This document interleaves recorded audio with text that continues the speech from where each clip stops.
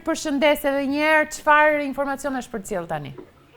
Ju përshëndesim pikërisht nga vendi i quajtur Arrat e Gurës, tu në Dragostojt, Librazhdit pra në vendin që lidh në rrugën Qukës Qafë-Ploçë, ku ka një katastrofë të vërtetë infrastrukture për pasojë të rrëshqitjeve dhe fundosjeve të tokës që kanë ndodhur edhe gjatë orëve të fundit. Prej disa orësh është bllokuar edhe qarkullimi i këmbësorëve, ndërsa janë larguar të gjitha automjetet e kompanisë ANK SHPK, e cila po punonte deri në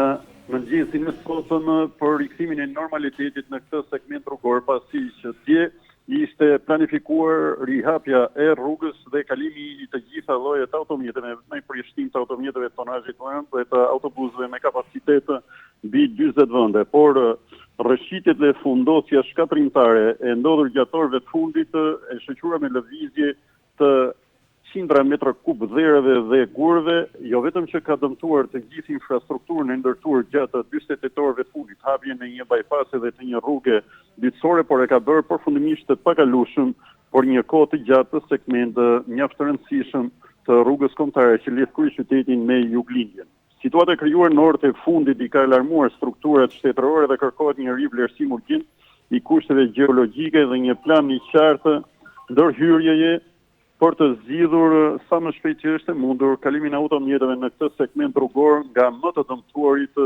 për momentin në të gjithë vendin tonë. Bllokimi i këtij segmenti pra ka krijuar një kaos në qarkullim dhe nuk është e qartë se cilat do të jenë zgjidhjet emergjente që do të ofrojë autoriteti rrugor shqiptar dhe policia e shtetit. Ndërkohë pra, theksojmë që kompania ANK SHPK për arsye sigurie, që prej orëve të para të mëngjesit kur ka filluar rrëshqitja masive dhe fundosja e tokës në vendin e quajtur Arrat e Gurës, i ka larguar gjitha automjetet dhe pas kësaj katastrofe natyrore të ndodhur pikërisht në vendin e quajtur Arrat e Gurës, në fshatin Dragostojt, Librazhdit, ku segmenti i rrugës kombëtare tashmë është bë i pakalueshëm, është kërkuar që të dislokohen forcat e ushtrisë dhe efektiv të forcave të ndërhyrjes së shpejtë me qëllim garantimin e ruajtjes së perimetrit të sigurisë dhe parandalimin e çdo rreziku për jetën e banorëve dhe të kalimtarëve. Prania e forcave të sigurisë synon që të mbajnë nën kontroll jo vetëm zonën, por të shmangë hyrjet e paautorizuara dhe të sigurojnë mbarvajtjen e operacioneve teknike që do zhvillohen tashmë në këtë segment problematik të dëmtuar dhe me rrezik mjaft të lartë për shkak të paqëndrueshmërisë së terrenit. Autoritetet ju kanë bërë thirrje qytetarëve të zonës, të gjithë qytetarëve të Shqipërisë që të respektojnë kufizimet e vendosura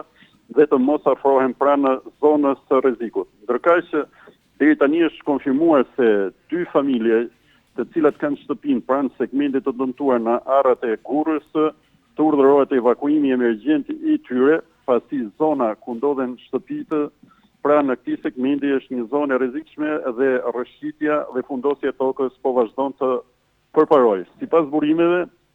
evakuimi do të kryhet në mënyrë të organizuar dhe familjet do të sistemohen përkohësisht në ambiente të sigurta dhe do të kemi gjatë gjithë ditës sotme një vlerësim të plotë të situatës së rëndë të krijuar nga ana e ekspertëve, gjeologë, inxhinierëve të ndërtimit. Ndërkaq zona do të vazhdojë të monitorohet non-stop, pasi lëvizjet e tokës nuk janë të stabilizuara dhe është në proces edhe fundosja dhe zhvendosja e tokës. Ndërkaq që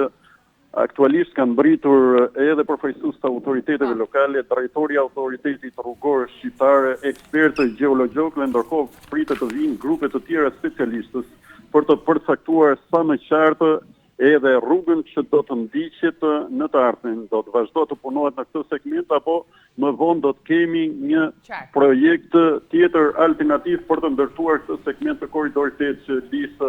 Tiranën me Shqipërinë juglindore. Aktualisht